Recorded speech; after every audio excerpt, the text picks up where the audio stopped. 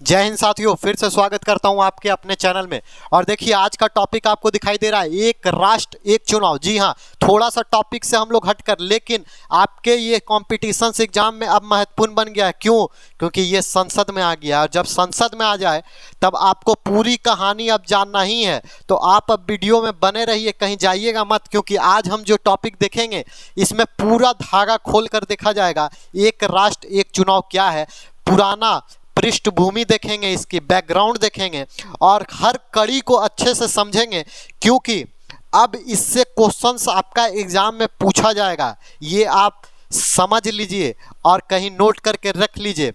आने वाले समय में अब इससे क्वेश्चन डेफिनेटली है कि एक दो आपको देखने को मिलेगा। तो चलिए, पहला जो हम कवर करेंगे इस टॉपिक में वो देख लीजिए क्या क्या कवर करेंगे। पहला हम लोग करेंगे चर्चा। आखिर ये चर्चा का अचानक से विषय क्यों बन गया? देखिए, ये पहले से था, वन नेशन वन इलेक्शन पहले से था विचार में सभी के, लेकिन अचानक से देखिए मोदी है तो मुमकिन है कहा जाता है, और वही मोदी अपने राजनीति में इतने विफल हैं या सफलता से हैं, उनके आते ही हर किसी टॉपिक पे चर्चा होने लगती है। तो अबरी चर्चा जो हुई है वो राष्ट्र और चुनाव को लेकर चर्चा की गई है। तो ये चर्चा का क्यों वैसे बना है वो देखेंगे। फिर योजना क्या है, पृष्ठभूमि इसकी क्या है, यानी बैकग्राउंड हम लोग थोड़ा सा देख लेंगे कि आखिर एक राष्ट्र और एक चुनाव का आखिर बैकग्राउंड क्या है, यानी पृष्ठभूमि क्या है, इतिहास क्या कहता है। फिर देखेंगे इसमें संसदीय समिति, इसकी संसदीय समिति कितनी है, इसका रिपोर्ट क्या जारी किया गया है, इसके लाभ क्या हो सकते हैं, पक्ष में तर्क क्या दिए जाएंगे, विपक्ष में तर्क क्या हो सकते हैं। फिर देखेंगे, देखिए किसी भी नए संविधान को या नए परिवर्तन करने के लिए किसी भी लोकतंत्र में हमारा संविधान में संशोधन किया जाता है, तो संवैधानिक संशोधन को देखेंगे और साथ ही साथ देखेंगे आगे की राह क्या होनी चाहिए, यानी कंक्लूजन देखेंगे। तो देखिए स्टार्ट करते हैं पहले चर्चा चर्चा का विषय क्यों बना। तो देखिए चर्चा में क्यों आया ये, 1 सितंबर 2023 को केंद्र सरकार ने एक राष्ट्र एक चुनाव यानी ONOE यानी वन नेशन वन इलेक्शन योजना की वैधता का पता लगाने के लिए पूर्व राष्ट्रपति जो हमारे थे वो कौन थे, रामनाथ कोविंद की अध्यक्षता में एक पैनल का गठन किया गया था। ठीक, अब ये पैनल का गठन हुआ उसी समय से ये चर्चा में आ गया 1 सितंबर से। और अब देखिएगा दूसरे सत्र में इस पे चर्चाएं आएगी, इस पे बिल पास होने वाला है कि नहीं वो तो वक्त बताएगा। अब देखिए यहाँ पर ये योजना क्या है, ये योजना क्या है, या आप बोल सकते हैं पृष्ठभूमि भी हम इसमें देख लेंगे, बैकग्राउंड भी इसका थोड़ा सा समझ लेते हैं।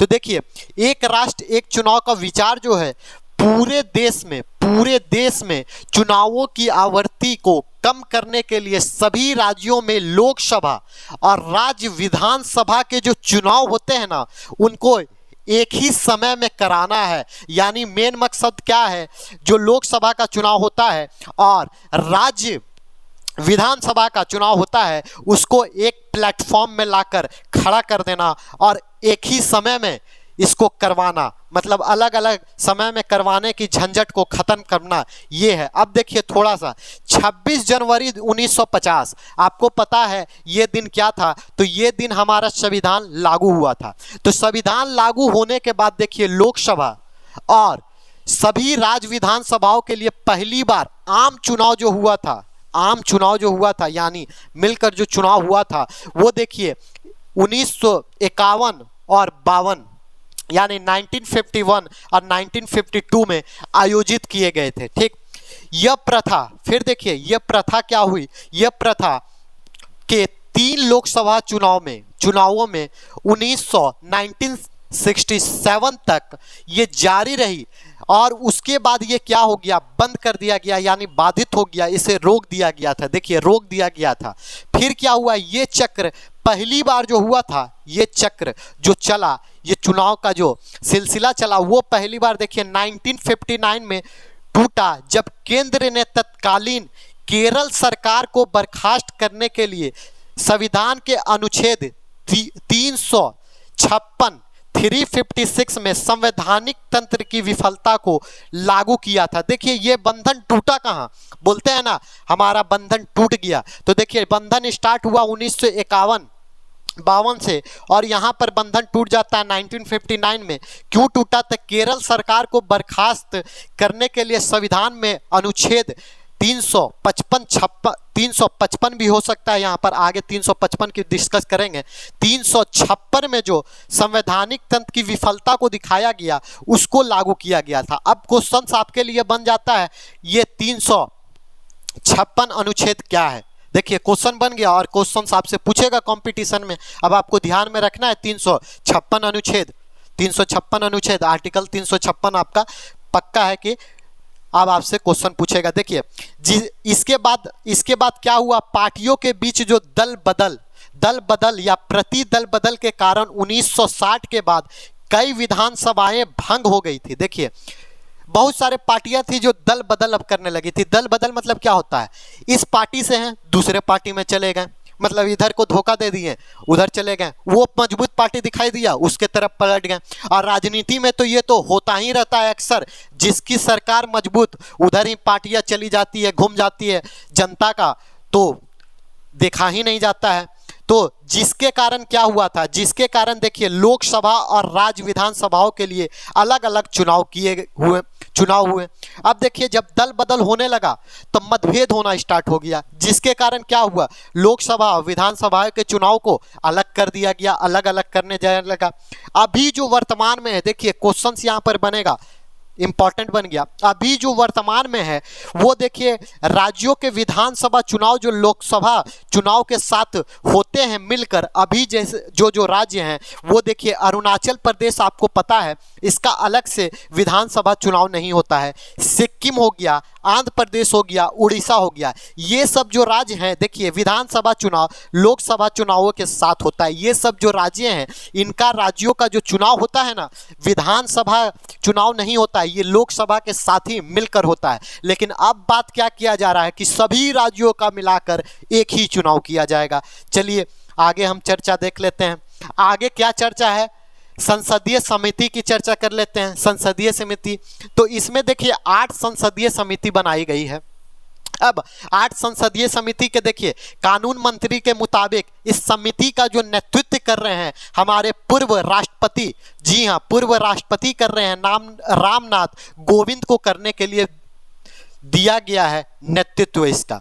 और इसमें जो इस समिति में जो सदस्य हैं देख लीजिए, गृह मंत्री है हमारे मोटा भाई, आपको पता है गृह मंत्री हमारे अमित शाह जी हैं, कांग्रेस के नेता भी हैं अधीर रंजन चौधरी जानते हैं, बहुत ही फेमस होंगे ये भी। राज्यसभा में विपक्ष के पूर्व नेता, देखिए सभी नेताओं का सम्मेलन किया गया है, ये ऐसा नहीं कि सिर्फ पक्ष के ही नेता रखे गए हैं, देखिए विपक्ष के पूर्व नेता भी रखे गए हैं। गुलाब नबी आजाद ये भी आप जानते होंगे कौन है। वित्त आयोग के पूर्व अध्यक्ष रखे गए हैं, एनके सिंह को रखा गया है। फिर लोकसभा के पूर्व महासचिव जो थे सुभाष सिंह कश्यप को रखा गया है। और देखिए एक वकील को भी, अभिवक्ता को भी रखा गया है और वरिष्ठ अधिवक्ता को रखा गया है जिसका नाम है हरीश साल्वे। और एक आयुक्त को रखा गया है, सतत आयुक्त को रखा गया है, वो रखा गया है संजय कोठारी जी को। तो ये देखिए कभी कभी आपसे एग्जाम में पूछ सकता है कि संसदीय समिति में कितने सदस्य थे और कौन कौन सदस्य थे, सदस्यों के नाम दे सकता है, तो ये भी आपको ध्यान में रखना है। अब आगे बढ़ते हैं। आगे देखिए एक राष्ट्र एक चुनाव के बारे में जो रिपोर्ट है वो क्या रिपोर्ट कहती है, तो रिपोर्ट देखिए अगस्त 2018 में न्यायमूर्ति जो थे वो थे BS चौहान के अध्यक्षता में देखिए भारतीय विधि आयोग यानी LCI यानी क्या होता है, लॉ कमीशन ऑफ इंडिया ये होता है ने एक साथ चुनाव पर एक मसौदा मतलब होता है रिपोर्ट का एक तख्ता कह सकते हैं रिपोर्ट जारी की थी, जिसमें मुद्दों से संबंधित संवैधानिक और कानूनी सवालों का विश्लेषण किया था, जिसमें पूरी तरह से देखिए संवैधानिक और कानूनी दोनों का विश्लेषण बेहतरीन तौर से किया गया था। देखिए आयोग ने क्या कहा था, तो आयोग ने कहा कि संविधान में मौजूदा ढांचे के भीतर एक साथ चुनाव करना संभव नहीं है। ये कहा गया था कि एक साथ चुनाव जो किया जाएगा वो बहुत ही संभव नहीं है, मुश्किल का काम है।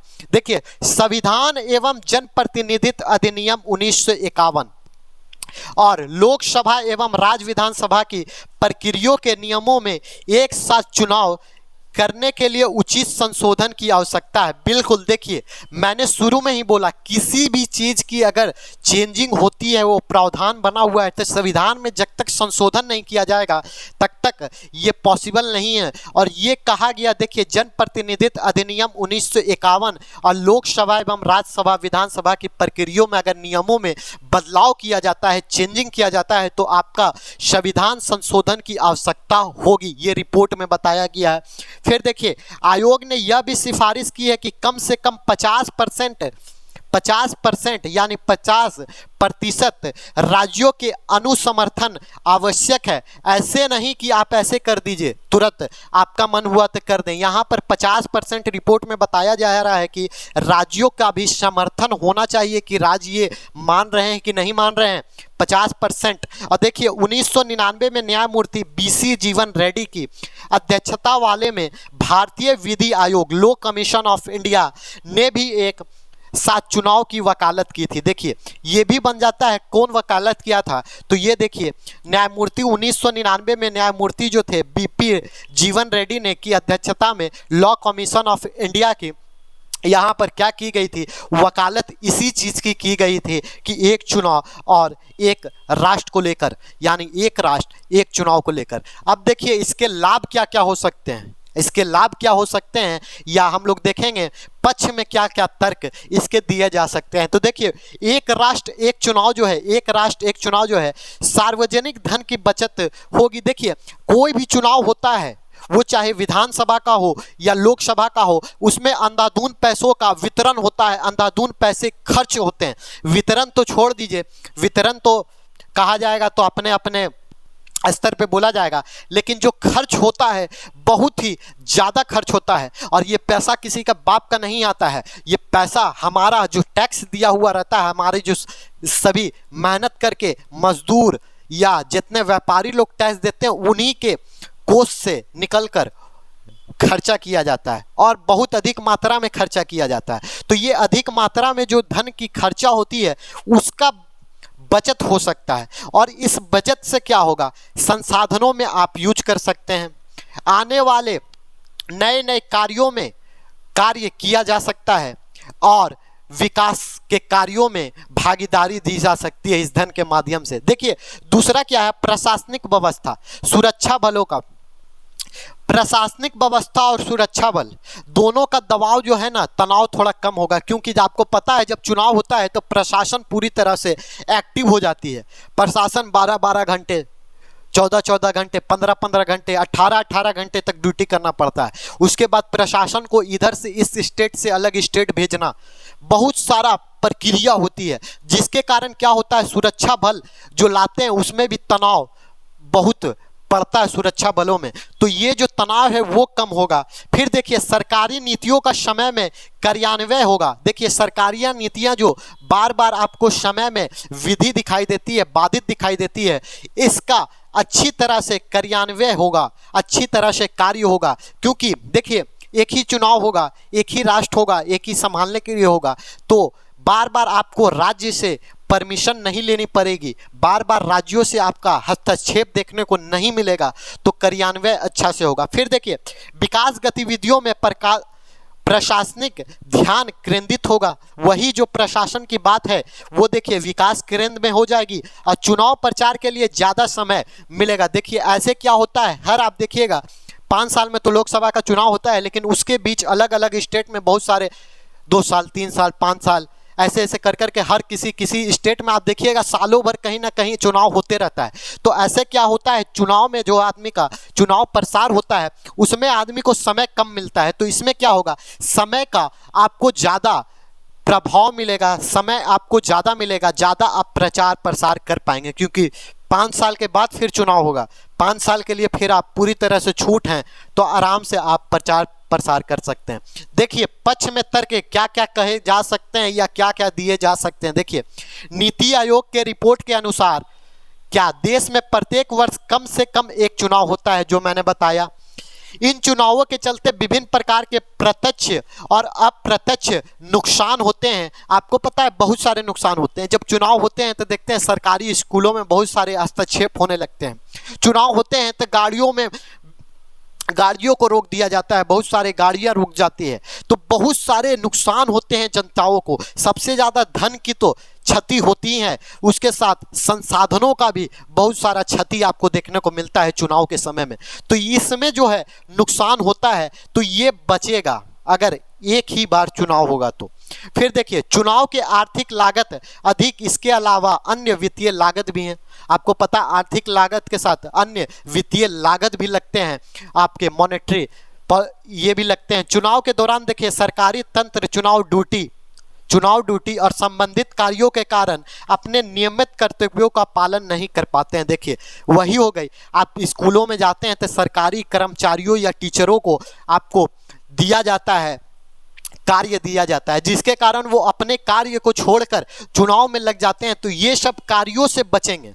5 साल में एक ही बार करना होगा। ये जो बार बार स्टेट का होता है, बार बार कभी इधर को इधर भेजा गया, कभी इसको इधर भेजा गया, तो ये सब जो कर्तव्य होते हैं, जो अपना कर्तव्य होता है उसको छोड़कर इसमें जो लगते हैं, ये सभी से बचाव होगा। फिर देखिए चुनावी बजट में चुनाव के दौरान उपयोग किए जाने वाले इन लाखों मानव घंटे ध्यान दीजिएगा, मानव घंटे की लागत की गणना नहीं की जाती है कि कितना मानव घंटे लगी गई है।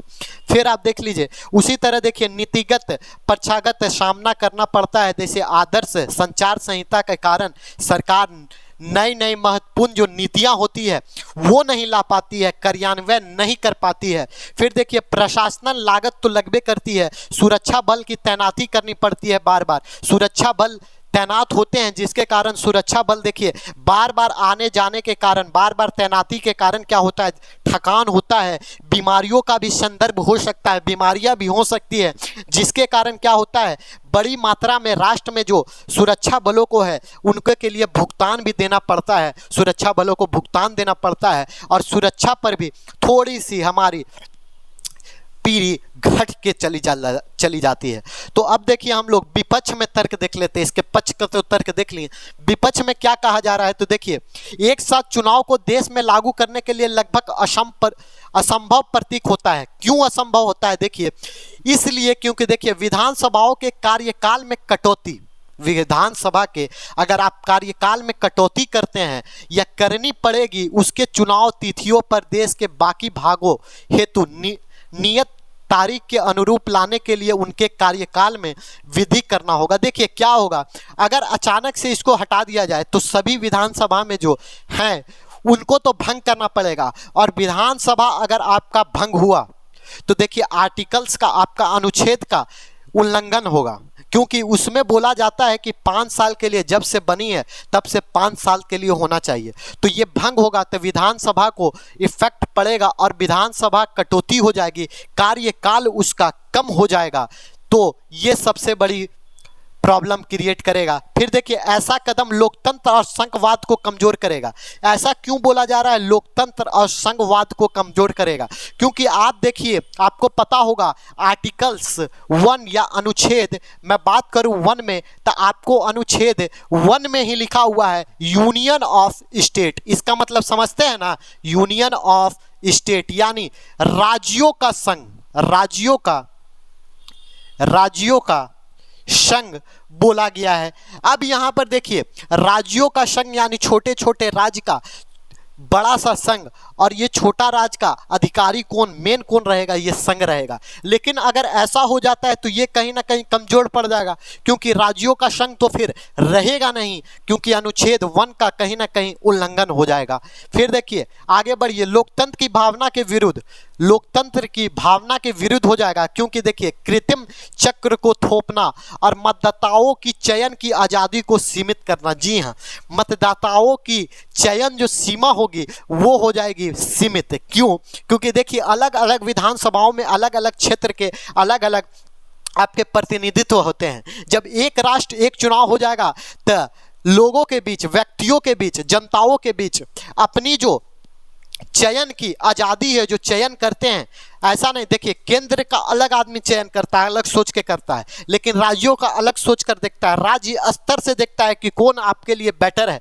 तो वो जो चयन की आज़ादी है वो कहीं ना कहीं ठप हो जाएगी, लोगों के लिए रुक जाएगी, वो चयन कहीं ना कहीं उनके लिए सीमित हो जाएगा, चयन की जो आज़ादी बची हुई है वो कम हो जाएगी। देखिए फिर देखिए क्षेत्रीय दलों को नुकसान, क्षेत्रीय दल, मैंने वही बोला, क्षेत्र में जो अलग अलग दल हैं उनको नुकसान होगा, क्योंकि एक साथ होने के बाद चुनाव में मतदाताओं द्वारा मुख्य रूप से एक ही तरफ वोट देने की संभावना हो सकती है। अब देखिए क्षेत्रीय दल अगर मिल जाते हैं, लेकिन क्षेत्रीय दल अगर मिलते हैं लेकिन आपको केंद्रीय में उस पार्टी से आपको ज़्यादा लगाव है या आप उस पार्टी को ज़्यादा मानते हैं, तो क्षेत्रीय दल का है कहीं ना कहीं वो सीमित हो जाएगा और क्षेत्रीय दल को बहुत ज़्यादा प्रभाव इससे मिलेगा। इसीलिए ज़्यादा तिलमिली जो लगी हुई है वो सबसे ज़्यादा क्षेत्रीय दलों को इससे लगी हुई है। आप देख रहे होंगे सबसे ज़्यादा क्षेत्रीय दल जो हैं वो पूरी तरह से भोकलाए हुए हैं, क्योंकि इसको लागू होने से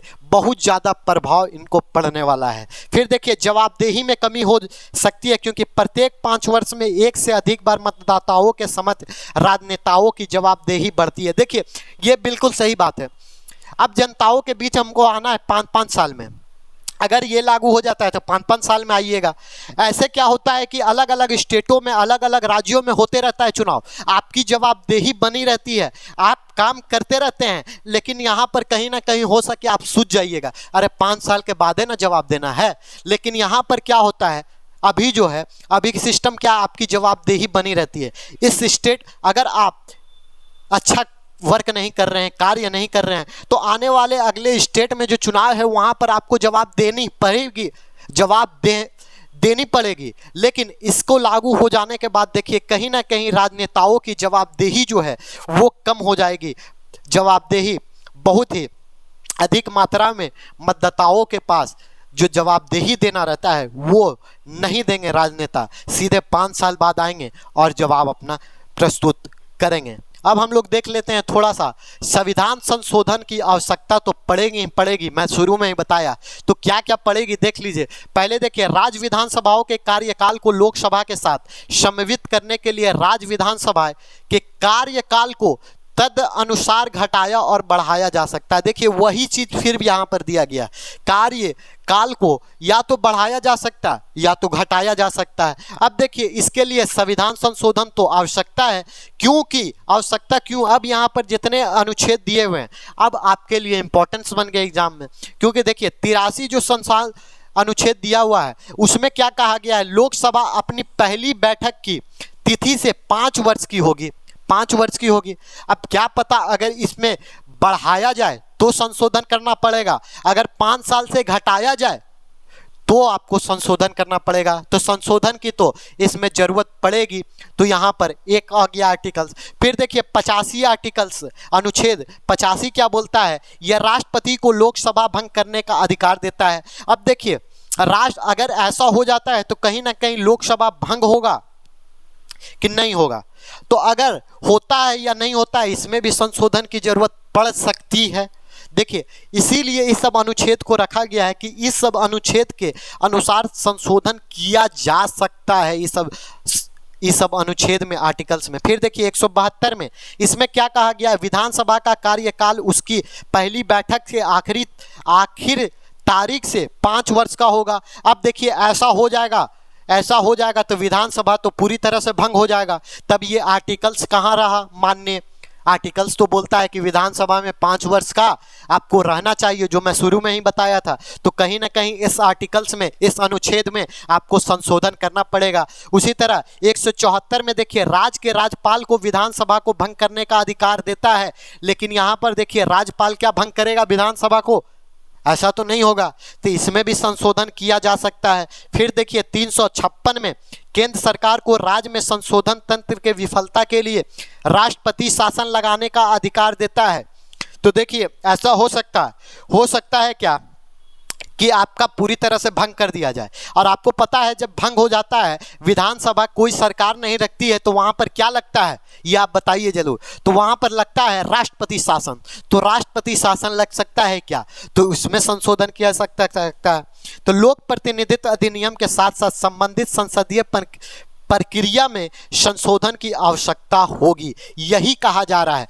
लोक प्रतिनिधित्व अधिनियम के साथ साथ आपको संसदीय जो प्रक्रिया होती है, पार्लियामेंट्री जो प्रोसेस होती है, प्रक्रिया होती है, उसमें भी संशोधन की आवश्यकता बढ़ेगी और संशोधन होगी। अब आगे का राह क्या बोलता है, कंक्लूजन इसका देखिए क्या बोलता है। देखिए होना चाहिए या नहीं होना चाहिए, क्या कहना चाह रहा है। तो आप कभी भी कंक्लूजन दीजिए। देखिए जेपीएससी का एग्जाम में ये क्वेश्चन तो आपका छप गया। जेपीएससी का अगर आप एग्जाम दे रहे हैं, यूपीएससी का दे रहे हैं या बीपीएससी का दे रहे हैं, तो एक क्वेश्चन तो आपका अब ये छप गया। अब इसे आप नोट कर लीजिए कि वन राष्ट्र वन चुनाव, जो वन इलेक्शन है, वन नेशन वन इलेक्शन से आपका क्वेश्चन इस बार 24 में या जब भी आपका बीपीएससी का एग्जाम होने वाला है, तो उसका मेंस में जरूर देखने को मिलेगा। और आपको लिखना ही होगा, इस तरह से पूरा लिखना होगा, चर्चाएं लिखनी होगी, क्या क्या संविधान संशोधन है, फिर आपके पक्ष में विपक्ष में तर्क, और उसके बाद आपको कंक्लूजन देना होगा। तो ये आपके लिए इसीलिए महत्वपूर्ण सेशन था। आगे की राह देखिए, आगे की राह में आप लिख सकते हैं क्या, हर कुछ महीने में अलग अलग स्थानों पर चुनाव होते हैं। ये तो बात सत्य है, इससे विकास कार्य बाधित होता है। बिल्कुल, चुनाव में देखिएगा विकास कार्य रुक जाते हैं, विकास होना बंद हो जाता है, सभी लोग चुनावों में लग जाते हैं, जनता भी लग जाती है, साथ ही साथ नेता लोग तो पूरी तरह से पुरजोर तौर से लग जाते हैं, उनको और कुछ दिखता ही नहीं है अपने चुनाव के अलावा। इसीलिए हर कुछ महीने में विकास कार्यों पर आदर्श आचार संहिता के प्रभाव को रोकने के लिए इस विचार पर गहन अध्ययन और विमर्श जरूरी है। आपको अध्ययन और विमर्श के साथ आदर्श आचार संहिता पर विचार करने की बिल्कुल जरूरी बात है, करनी चाहिए। देखिए इस बात पर आम सहमति होनी चाहिए। देखिए कोई भी चीज़ हो रही है तो ऐसा नहीं कि कर लीजिए, आम सहमति होनी चाहिए कि देश को एक राष्ट्र और एक चुनाव की जरूरत है या नहीं है। सही में एक राष्ट्र और एक चुनाव की जरूरत है, ये आम सहमति होनी चाहिए। सभी राजनीतिक दलों को कम से कम इस मुद्दे में क्या करने चाहिए, विचार विमर्श में सहयोग करनी चाहिए। ऐसा नहीं कि सब अपने अपने मुंह फैलाकर बैठ जाएं। इसमें जितने भी राजनीतिक दल हैं आपस में मिलकर विचार विमर्श करने चाहिए, और एक बार विवाद शुरू होने पर जनता की राय को ध्यान में रखकर, देखिए कोई भी विचार होता है तो जनता सर्वप्रथम माना गया है, तो जनता के विचार को ध्यान में रखकर एक परिपक्व लोकतंत्र होने के नाते भारत इस विचार विमर्श के नतीजे का अनुसरण कर सकता है, लेकिन कैसे करेगा? तो एक बेहतरीन तौर से विचार विमर्श कर लोगों को, जनता को ध्यान में रखकर और अपने परिपक्व लोकतंत्र जो हमारा है उसको ध्यान में रखकर करना चाहिए। ऐसे नहीं कि जैसे मन किया। तो पूरा डिटेल्स इसका अब देखिए आगे क्या होता है संसद में, क्या ये पास होता है कि नहीं होता है। जैसे पास होगा फिर आपको एक डिटेल वीडियो मिलेगा किस तरह से क्या करनी चाहिए। तब तक के लिए आज के वीडियो में इतना ही रहेगा। जय हिंद, जय भारत।